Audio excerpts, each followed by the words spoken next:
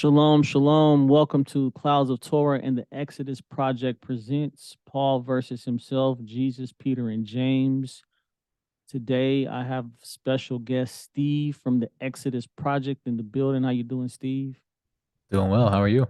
Good. Y'all check out Steve on the Exodus Project on his YouTube page. He's got lots of great content. He brings people on. They give their testimonies of coming out of Christianity.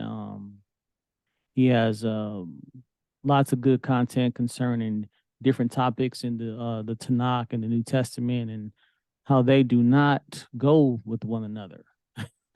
Two Mm, different religions, basically. yeah, definitely. So, yes, glad to have you here today. We're going to deal with Paul and how he just doesn't agree with himself, Jesus, Peter, and James. And Right.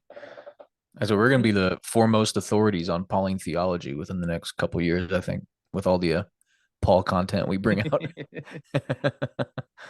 And just for the audience, you don't have to be a scholar. You all you have to do is read, pay attention, take notes, and Hmm. present your evidence. And people will hit you up and thank you and say, "Hey, man, I didn't know that. I didn't put that together, or I didn't see that. My pastor never told me about that verse." Like, there's a lot of things. So, you know, you don't have to go to school for 20 years to be able to read the text and decipher these things. So, Right. let's jump right into this. So, if Steve, you wouldn't mind reading? Let's get it. Yes, sir. Paul versus Peter, Second Peter 3:16. As also in all his letters, speaking in them of these things, in which are some things hard to understand, which the untaught and unstable distort, as they do also the rest of the scriptures, to their own destruction. So that's Peter. Peter. Galatians 2:11. But when Cephas came to Antioch, I opposed him to his face because he stood condemned. So, first we see Peter kind of defending Paul, saying, some of the stuff he says is hard to understand. If you're untaught and unstable, you distort things. And what's weird is Paul himself distorted a lot of scriptures. Mm-hmm. So, but we see Peter here defending him. And then on the flip side, we see Paul saying he opposed Peter on certain things. So it's not like they were the best of friends to begin with.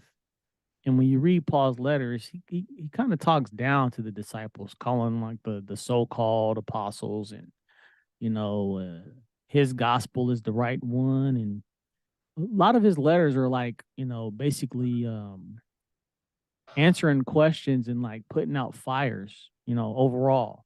So Right. I just wanted to set up a preface of, Paul versus Peter.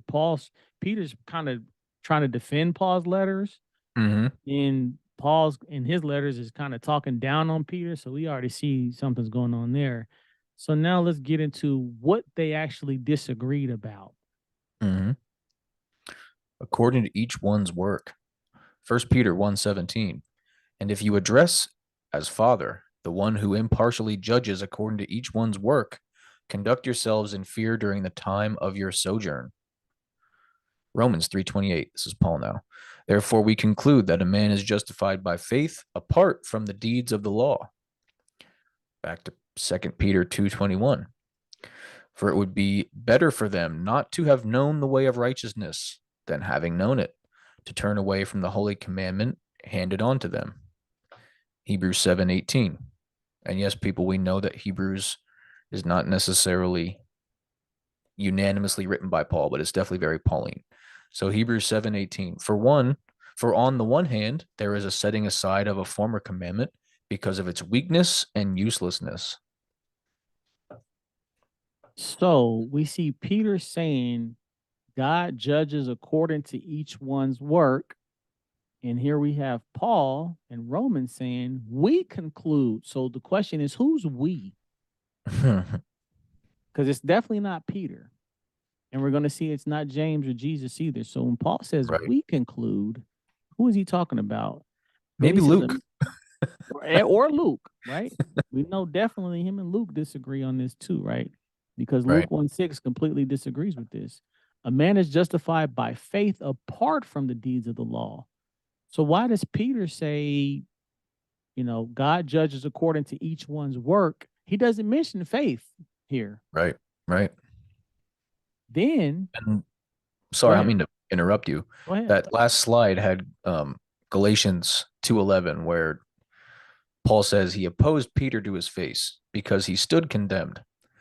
Now, I can almost guarantee 100% of Christians who watch this program would say Peter was righteous. Not necessarily that I agree, but for a Christian, you also believe in the book of Proverbs. And the book of Proverbs says that someone who condemns the righteous is an abomination to the Lord. So, if Paul unapologetically opposed Peter to his face because he stood condemned, what's that tell you, people? Just a little tidbit I wanted to throw in there. So that the backstory on Paul and Peter have a lot to do with how they treated Gentiles when they came in contact with Gentiles. Mm-hmm. They're both two-faced, basically. when Paul, definitely. yeah, Paul tells, certain Gentiles that you're not under the law, but then when he's in Jerusalem, he's keeping the law. He tells us, depending on who he's with, is what the message is, and that's Yep. what that's what he accuses Peter of, saying, Mhm. you do these things with Gentiles, and then you basically doing other stuff when you with Jews. Like, he's kind of saying he's two-faced. Well, Paul's Right. two-faced all through his letters. He's more than just two-faced. It's like every He's letter has a new double-minded. theology. Yeah, Right. definitely. He's completely double-minded. So for him to say he opposed Peter to his face, it's like, Mhm. well, guess what? James opposed you to your face in Yeah. front of everybody, and you stood Yeah. silent. Yeah, my You man stayed stood your down to seat. James. Yeah. Right. He was condemned. See, you see, when you read these letters, you put them together, everything he accused Peter of, Paul is guilty of. Mm-hmm. Just so y'all know, read Acts 21, all of it, and then read what happened with Peter and Paul, and you'll see, Paul's accusing him of exactly what he did. Yeah. So just some little backstory. So if we come back to here, we see Peter's talking about to turn away from the holy commandment handed on to them. So, I'm gonna be fair. Some Christians will say, "Oh, that's talking about the commandments Jesus gave, right?" But Jesus said to keep the Torah. He said to listen to the scribes and Pharisees. So if you Mm-hmm. had any holy commandments given to you, it would have came from the scribes and Pharisees if you listen to Jesus in Matthew 23. Yep. And like, Steve said, we know it can be argued who wrote Hebrews, but it agrees that Paul says you're not under the law anymore. And Paul says, that we conclude, who's the we? That's a whole question, right? A Mhm. man is justified by faith apart from the deeds of the law. But Peter says God will judge each according to one's work, and that work comes from keeping the law. So if Yep. Hebrews 7:18 says there is a setting aside of the former commandment because of its weakness and uselessness, how is that a holy commandment handed on to them if it's weak and useless, according to the Mhm. writer of Hebrews? Right. We see Peter and Paul are not on the same page according to works versus faith. Definitely. So full of good works and charitable deeds. Acts 9:36. At Joppa, there was a certain disciple named Tabitha, which is translated Dorcas. This woman was full of good works and charitable deeds, which she did. Acts 9:40. But Peter put them all out, and knelt down and prayed. And turning to the body, he said, Tabitha, arise. And she opened her eyes, and when she saw Peter, she sat up. Was it her faith or her works that were recognized? Here we see Peter raising somebody up, right? She opened her eyes, he prayed and everything, but he claimed this woman was full of good works and charitable deeds. Mm-hmm. Doesn't say her talk about her faith right here, right? But he does stress works and deeds. That's something that you had to do. Right. The writer of So Acts could have equally said this woman was full of great faith. and left it at that. Because Paul probably would have left it at Yeah, that. definitely. Right? So we see Tabitha was known for what she did, Hmm. her works and deeds. It says full of good works and charitable deeds. So it kind of separated her good works and charitable deeds. So she was, she was doing things. She wasn't just going up around saying, "Oh, I'm a believer," right? Right. Because belief doesn't help people.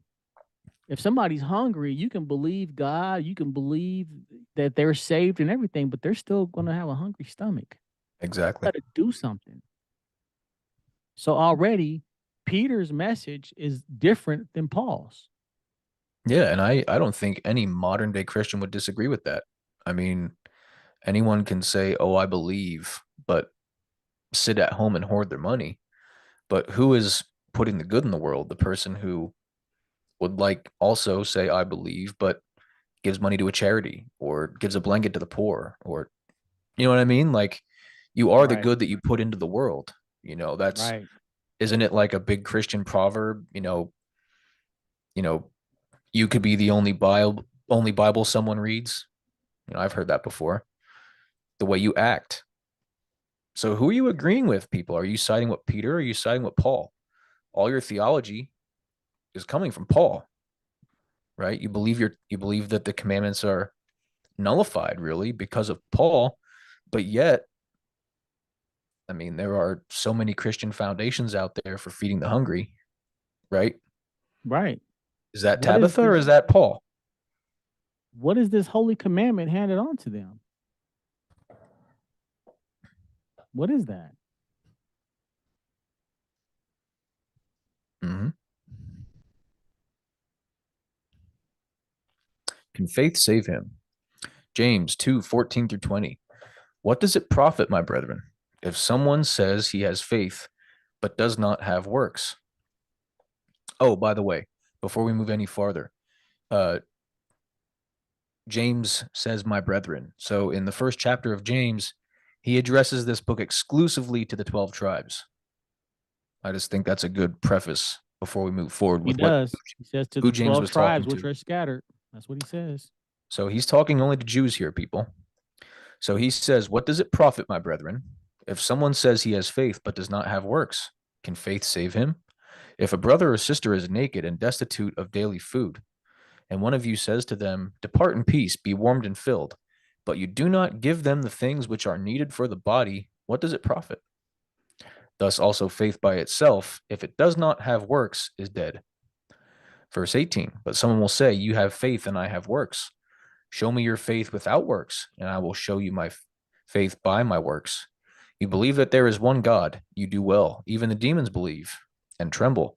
But do you want to know, O foolish man, that faith without works is dead? Well, well, well. Can faith save him? So we know it wasn't just faith that saved Tabitha, Right?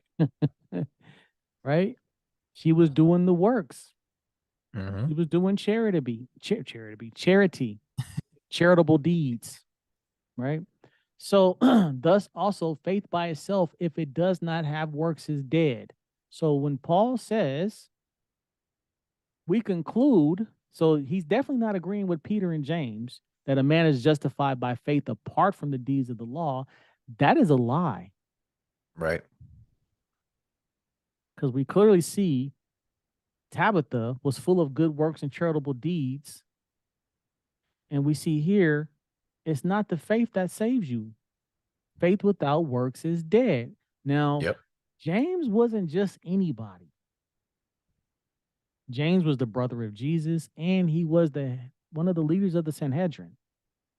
Is why when he checks Paul in front of everybody, the elders and everybody, Paul doesn't make a beep. He doesn't say anything. He doesn't say, "Oh, guess what? Peter, James, Paul, everybody, Jesus appeared to me on the road to Damascus.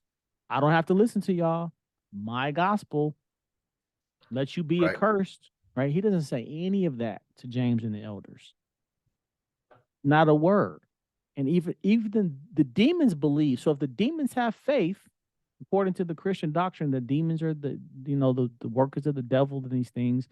Right. Should the demons also be saved? They believe. They don't need works, but they believe, Right. according to Right. James. Yeah. If everything Paul was pushing was so unanimously accepted, why did he feel the need in almost all his letters to harp on, I'm telling you the truth. I'm not lying. I'm telling you the truth. I promise. I'm not lying. Um, you only address things that come up. So people were clearly checking him, right? People were clearly pushing back at what he was saying. Otherwise, you aren't going to feel the need in personal letters, letters that are meant for only these congregations, to say, I'm telling you the truth. I'm not lying. Over and over and Over over. and over and over again. And James calls people fools if they think like this. So what is he saying about Paul?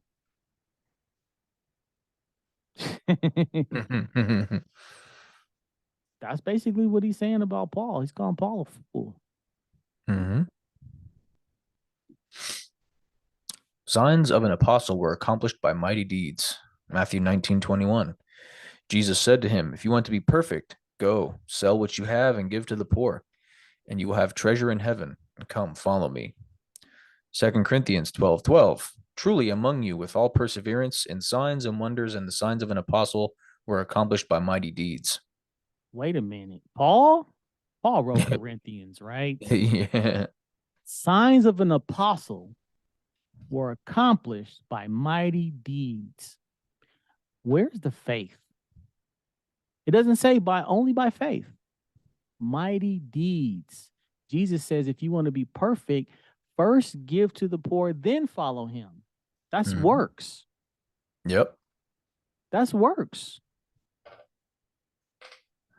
So how did when Paul says we conclude, he clearly was not talking about James, Peter, or Jesus. Right. Those are three big hitters in the New Testament. Mm-hmm. Because if you think about it, no other apostles or disciples even wrote books besides James and Peter. Right. Right. I mean, John. right? John the Baptist or John? Oh, John the lover of Jesus. Which Oh no. John? Oh That's what no. it says. The one whom he loved. Yeah. So you can. I shouldn't say they all didn't write books, but out of 12, not many of Yeah. them, like You a have third three. wrote. Yeah. And Okay, a third, a fourth. even of the three that are written, just about all of them are agreed to be pseudepigrapha. So what Right. do we really have? What So so and I could have picked on John versus Paul, but there was no need for it. If I can just I was just yeah, basically showing yeah, you overall he doesn't agree with Jesus. If he didn't agree with Jesus off rip, does it matter that he disagreed with Peter or James? No. yeah, If he's exactly. even agreeing with Jesus, then what's the point, right? Right. So I could have picked apart many more details about this, but I just wanted to show overall Paul's not on the same page with the Gospels, y'all, For sure. or himself. You could have done John against the other disciples. Right. 'Cause, I mean, The John's way out synoptic, there. right. The synoptics, even the synoptics don't agree with each other. The virgin, or they're not the virgin birth, but the infancy narratives don't even agree Right. between Luke and Matthew. So anyway, we see the signs of an apostle are accomplished by mighty deeds, works, y'all. You got to do stuff. It's not just faith. You can believe anything, but if you're not doing nothing, Right. it's not even like he says right here. What does it profit? And see, we in the New Testament, I'm not quoting Moses to you to show you that Paul is not, a compatible person with the Gospels. This is New Testament. Right. Let us not love in word or in tongue, but in deed and in truth. First John 3:18. There you got a little bit of John. My little children, let us not love in word or in tongue, but in deed and in truth. Work and truth. And what is the truth according to Psalm 142? The truth is the Torah. Right? So deeds, works. Let us work not in love or in word. How come it don't say faith? Right. See, this is just not working. I mean, this is like the original actions speak louder than words. That's what he's saying there. Really, Little really. children, don't just love in word or in tongue. Basically, don't just say it, but in deed and in truth. Do it. Right? And do it Yes. right. That's what he's saying. There's a song. If you love me, show it. Mm-hmm. You know what I mean? Prove it. You know what I mean? It's very clear that Paul is not in agreement with these other books. For sure. I mean, anyone can sit at home and give lip Believe. service. And this is any walks of life. This doesn't have to just be Christianity. This is anything. Anyone can sit at home and say this and say that. For example, the person who says, I'm gonna start a business, you know, but all they ever do is talk. Guess what the person who has a successful business is doing? Not talking. Not talking. You know what I mean? So Paul's really all about that. Well, then again, Paul also was very much about it's coming now. Like I mean, he believed that the Antichrist was basically there then, that Jesus would be coming Right. back in 2 weeks. Do you know what I mean? Right. So he was basically saying just stay at home, be ascetic, um, have faith, pray, repent, just do your thing. It's almost here, it's almost over. Don't let anyone deceive you, right? And how do you avoid being deceived? You just sit at home and have faith. Right? Whereas the others, even though they were apocalyptic too, the others were like, nah, you got to go out and be the light, you know? Big Act like you're difference. not married. Yeah. Paul said, act like you're not even married. Read Corinthians chapter 7. Okay, that they may see your good works or that your charitable deed may be in secret. Romans 2:6. Who will render to each one according to his deeds? Matthew 5:16. Let your light so shine before men that they may see your good works and glorify your Father in heaven. Matthew 6:3 through 5. But when you do a charitable deed, do not let your left hand know what your right hand is doing, that your charitable deed may be in secret, and your Father who sees in secret will himself reward you openly. So in one chapter, Jesus says, do your works before men. But in another chapter, he says, do it in secret. We can argue that, but we're not here for that. What he does say is to do stuff. Right. Well, I Works do and I do charity. kind of understand, giving charity, you don't want people seeing how big of a amount of money you gave. Whereas like a good work, that's a little different. But so I can kind of like reconcile that a little bit, Right. but like as you're saying though, he's saying you got to do stuff. You got to do stuff. That's why I was like, I'm not gonna, fight it could be a contradiction, but a good Right. work we see earlier, works and charity was separated by Peter, right? Yeah, exactly. So Tabitha had anyone good who's gonna works and like jump charity. on us for that, Right. yeah, we'll give Jesus And the benefit of the doubt there. That's legit. You right. don't want to, I'll because that's give him that. boastful if you're gonna just be tossing money out on the streets, you know? Right. And the good work could be, somebody's donkey fell and you wouldn't help them or something, Yeah. So yeah, Yeah. that wasn't the point here. The point is it says you got to do stuff. Good Yeah, works exactly. and charity. Exactly. Good works and charity. So charitable deed and good works. That's doing stuff. That's not just faith. Mm-hmm. Right. So this is Jesus, y'all. So did Paul say when he said we conclude that faith apart from works of the law is what you need to do? Was he talking about Jesus or Right. James Because or I Peter? got I thought he got all his revelations straight from Jesus. So did What it says Jesus in change his Galatians. mind? Right. When he came across Paul, it's like, you know what, Paul? I got a new gospel for you. Write this down. You Right. Christians believe he's God. We have multiple times in the Tanakh where God can't change his mind. So I don't know. What do you think, people? Okay, he will reward each according to his works. Matthew 16:27. For the Son of Man will come in the glory of his Father with his angels, and then he will reward each according to his works. Romans 3:28. Therefore, again, we conclude that a man is justified by faith apart from the deeds of the law. Jonah 3 verse 10. Then God saw their works, that they turned from their evil way. And God relented from the disaster that he had said he would bring upon them, and he did not do it. So backstory to Jonah. In the beginning of Jonah, we read Jonah goes and says, if you don't repent, Nineveh will be destroyed. The first thing it says, and the people believed God. Yep. Now, if it only said that, then it says, and God did not do what he said he was going to do, you'd have an argument. But that's not what it says.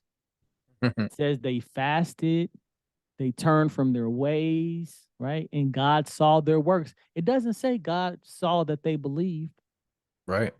That's not what got them saved. They repented and he's seen their works. Right. So again, Jonah's not in the we with Paul. No, not at all. Jesus is not in the we with Paul. James is not in the we, and Peter is not in the we. Right. And here's a Who's little in the something for we? y'all to chew on. Um, Christianity, the New Testament cites that Jesus being in the belly of the whale, or Jonah being in the belly of the whale was, a prophetic type, right? A shadow for Jesus being in the ground 3 days, right? Um, what was Jonah's mission? Jonah's prophetic career, he went to non-Jews. Didn't Jesus say he only came for the lost sheep of Israel? Matthew 15. So that's not really necessarily connected to what we're talking about here, but that's just something for y'all to think about. Um, Everyone tries to connect everything together, but y'all also say that non-Jews had no salvation back then before Jesus. Not according to Jonah Or Noah. or Noah Noah's pretty big, right? or Naaman. And forget about him. Right. Naaman, yeah. Yeah. It's when you And that don't was that was read, Paul's whole mission, was to go to the non-Jews because, right? That was they like, weren't they weren't checking and clarifying his statements because they didn't have a Torah on hand. right. Some did because according to Acts, the Ethiopian had Isaiah, right? Mm-hmm. Yeah. So, but overall, we see works, works, works, and I don't know who this we is Paul's talking about. Yeah. Yeah. That's big. If therefore we conclude, like, we can harp on that all night. Is he talking about Jesus? Like, he says that everything he has is straight from Jesus. I mean, he even says he went up to the third heaven, was face to face with God. He was like on the level of Moses. So, Yeah, that's a problem. but be doers of the word. James 1:22 and following. But be doers of the word and not hearers only, deceiving yourselves. For if anyone is a hearer of the word and not a doer, he is like a man observing his natural face in a mirror. For he observes himself, goes away, and immediately forgets what kind of man he was.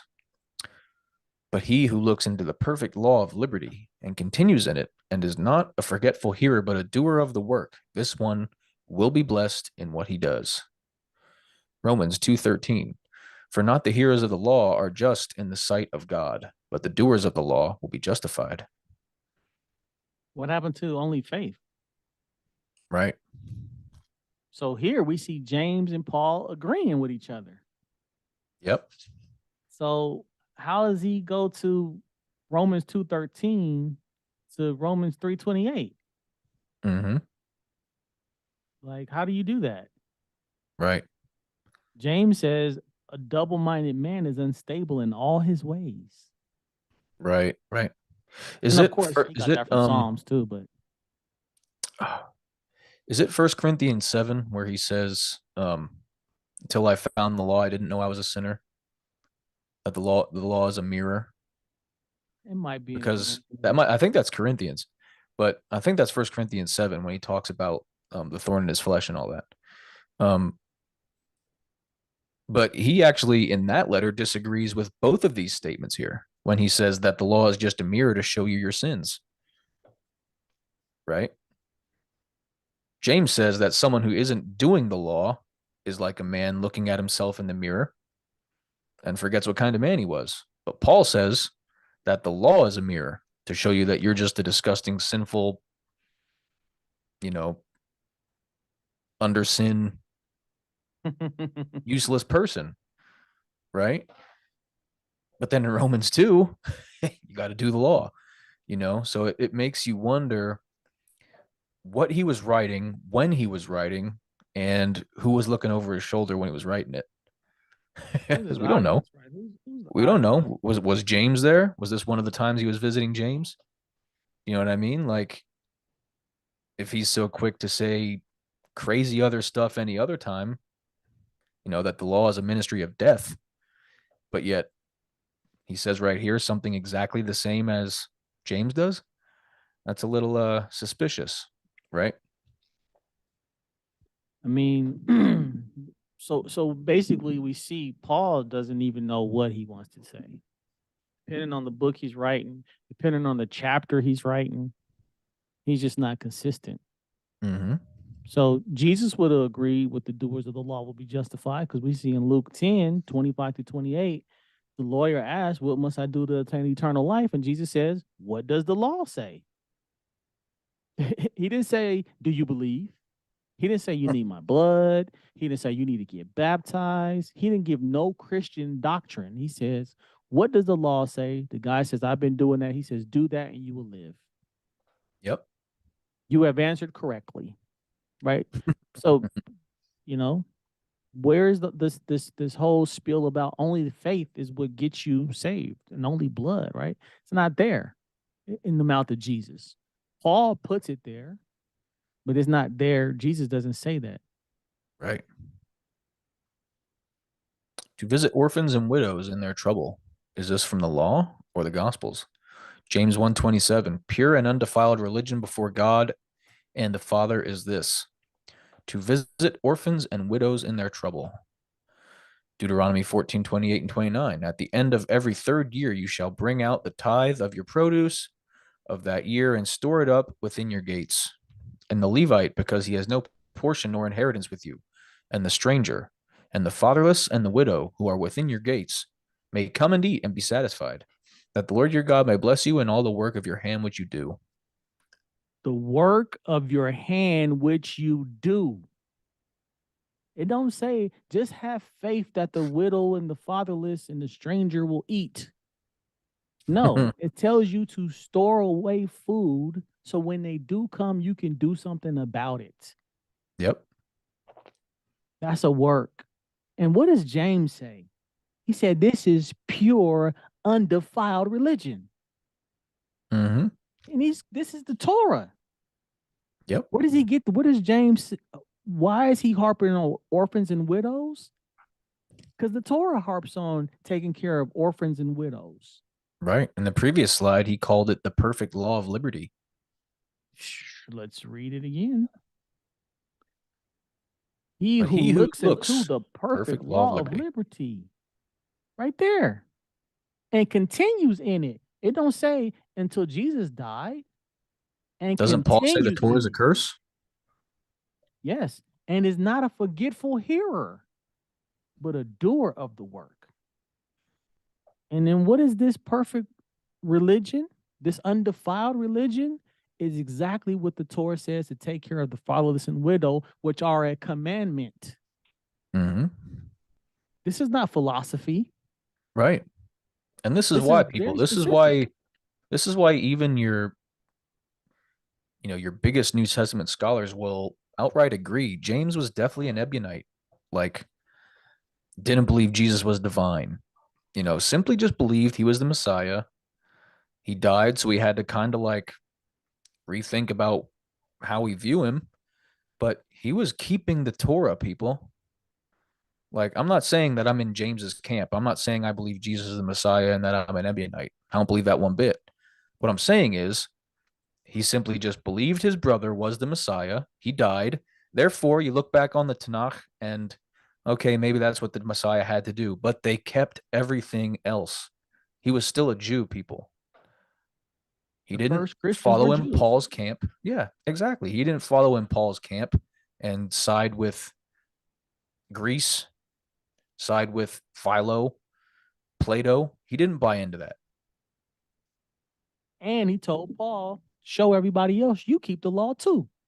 Yeah, he did. Checked him, Read Acts made him prove 21. it. Mm-hmm. Yeah.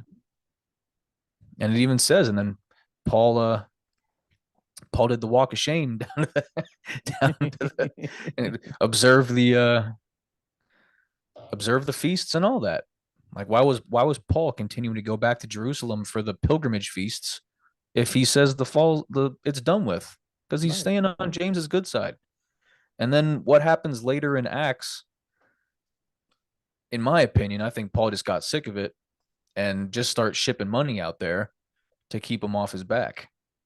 What's that? They say that I can't think of what chapter that is in Acts, where it says that there was a debilitating famine. So all the non-Jewish churches just got some money together and started shipping it to Jerusalem. What was that about? Was that just to keep people quiet? Like, Hush money. mhm. He administers justice. Deuteronomy 10:18. He administers justice for the fatherless and the widow, and loves the stranger, giving him food and clothing. Matthew 23:23. Woe to you, scribes and Pharisees, hypocrites, for you pay tithe of mint and anise and cumin, and have neglected the weightier matters of the law, justice and mercy and faith. These you ought to have done without leaving the others undone. Micah 6:8. He has shown you, O man, what is good. And what does the Lord require of you but to do justly, to love mercy, and to walk humbly with your God?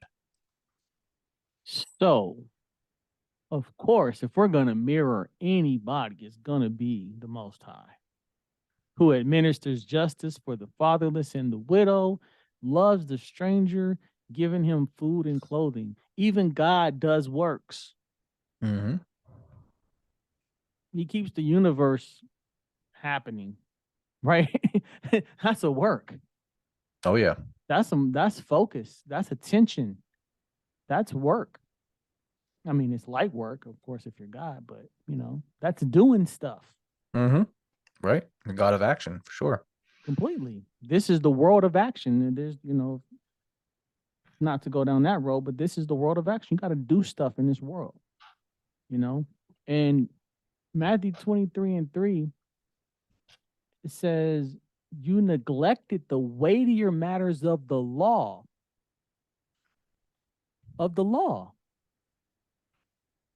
He does say he includes faith, but justice and mercy are before faith. So justice was the first thing that came out of his mouth, right? Yep. A weighty matter of the law is justice. Justice is the Torah. The Torah is a book of law. Yep. These you ought to have done. He's basically saying you should have been keeping this Torah without leaving the others undone. Mm-hmm. So mercy and faith is there. Yeah, you should believe in what you're doing. And your belief is what gives you the ability to go forward. Like if you don't believe in a cause, you're not going to show up to the Salvation Army if you don't believe in the cause. If you don't believe in feeding people, then you're not going to show up to do it, right? Right. So you do need faith, and you should have mercy because you're like, you know what? I have mercy on those people. I see the cause. Now let me go do the work. Let me go hand out those turkeys. Let me go, pour that soup in that bowl. Let Yep. me go give out these blankets. So they all go together, but you can't just say faith by itself without works is what makes a man righteous. When we just seen, you have to do stuff this whole time. Yep. This whole time. God commanded people to set aside food to give to people when they needed it. That's a work. He didn't just say, oh, believe that I will take care of them. which God would. He could. He doesn't need us to do it, but it says he administers justice for the fatherless and the widow. How does he administer justice? By commanding people to feed the poor and the hungry, Right. fatherless and the widow. Like Social we read in, justice. like we read in Deuteronomy 14. Yep. Then, if we want to talk about what is required, now Jesus does say justice, mercy, and faith. But what does Micah say? He has shown you, oh man, what is good. And what does the Lord require of you but to do justly? Justice is Torah. Love mercy, which we seen Jesus mentioned it, and walk humbly with your God. He doesn't say and believe in God. Right. To walk humbly with your God is you by walking with God, that means you do believe in him, but you have to humble yourself. Exactly. And when you humble yourself, you get salvation because it says he gives salvation to the humble. Humility is a huge trait. But again, what's first? Justice, Torah, mercy, and humility. Right. So Torah's first. What is required of you? It doesn't say believe in the Messiah. That's not what was required. It doesn't say that right there. Should you believe a Messiah is coming? For sure. We need somebody, a leader in the world to get it together. And God has appointed somebody in the future to do that. I mean, the world works on justice. The world works when you have a court system. One of the 7 laws of Noah is to establish a court system. Without a court system and justice, you cannot run and function in society. You need rules. Everybody's house has rules. No house can run smoothly without rules. Right. Everybody just can't do what they want to do. Doesn't work like that. So justice, mercy, and faith, I can agree with that. There's nothing wrong with having justice, mercy, and faith.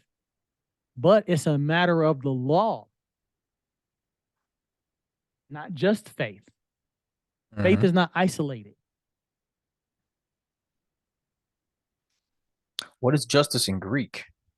Neglected the weightier matters of the law. Justice, 2920 in the Strongs, is krisis. The usage is judging, judgment, decision, sentence, generally divine judgment or accusation.